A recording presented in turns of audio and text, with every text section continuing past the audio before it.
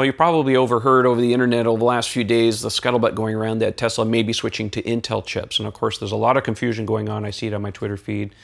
Everybody's saying, I thought they use NVIDIA chips to run autopilot. So in today's segment, I'm just going to take a few minutes here and just explain what's really going on as far as Intel versus NVIDIA. Before we begin, just a little bit of history so you understand where we're coming from. If you look at a Model S or a Model X, everyone knows it has two screens. Model 3 has one screen. So on the Model S and the X, you have a center screen in the front. That's the instrument cluster, and it shows you the autopilot data, your speed, and all that kind of information. And then you have the MCU, the media control unit, or some people call it the master control unit, whatever. 17-inch touchscreen where you have the maps and your camera and all the other stuff. Now, both of those screens have their own dedicated chip on there. And Tesla's been using NVIDIA Tegra chips for a number of years, actually since 2012. Pretty old by today's standard. And their duties are for displaying the graphics and doing the computational stuff. I believe it's a Tegra 2 in the instrument cluster, and it's a Tegra 3 on the MCU. Just performance differences between the two. I think it's a 2-core on the Tegra 2, and it's a 4-core, I think, on the Tegra 3. Don't quote me on that. I don't have the information in front of me. And then late last year, when Tesla updated to Autopilot 2, they added a third computer system, of course, with NVIDIA chips, and that's just for the Autopilot system. It sits in its own dedicated box, and it's over in the glove compartment area on those cars.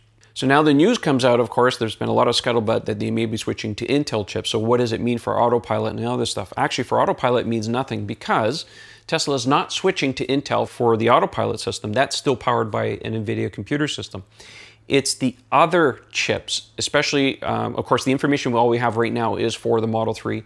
The guys at Electric got some information regarding this new dual computing platform that Tesla built expressly for the Model 3. And it's quite unique. I'll put a picture up here so you can see the packaging. It's essentially two circuit boards. There's a custom designed NVIDIA chipset running on a circuit board, and that's just running Autopilot.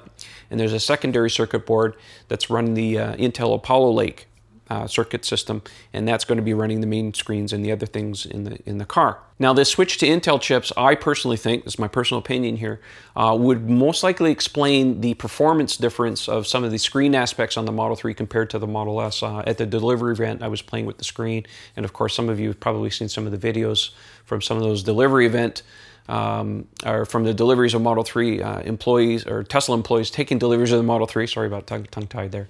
That got taken down, and you can clearly see the responsiveness of the screen. I think it's largely explained by the fact that they're moving to these much faster, newer Intel chips compared to the Tegra 2 and Tegra 3 that they've been using for a number of years. Of course, in the computer business, 5 years is a long time for technology, so things move on. The second part of it, of course, with the packaging, we're looking at efficiencies here to keep the cost down. And it's also apparently sharing a cooling system between the two chips. So it's quite interesting what they're doing there. Now, my personal opinion here is that if they're doing this on the Model 3, it's kind of set in stone.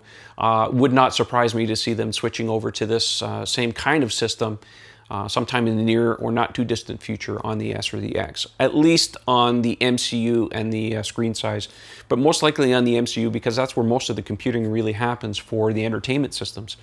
The other part of this too, just to go back on the Model 3, it would probably explain why we're seeing a lot of chatter on the internet that the Model 3 doesn't have Bluetooth streaming or FM radio or AM radio and all this other stuff. I mean, there's technical situations there, but if you're moving from a Tegra 2 or Tegra 3, which is an ARM-based architecture, which is similar to what's found in Android or iPhones, to an Intel architecture, you have to port everything, the kernel, the software, the drivers, everything has to come over. So that would probably, and I don't have definitive information on this, but it would probably explain the unfinished nature of some of the stuff on the Model 3 and why Tesla's not letting people show the screens yet until things are really finished towards the end of October when public deliveries begin.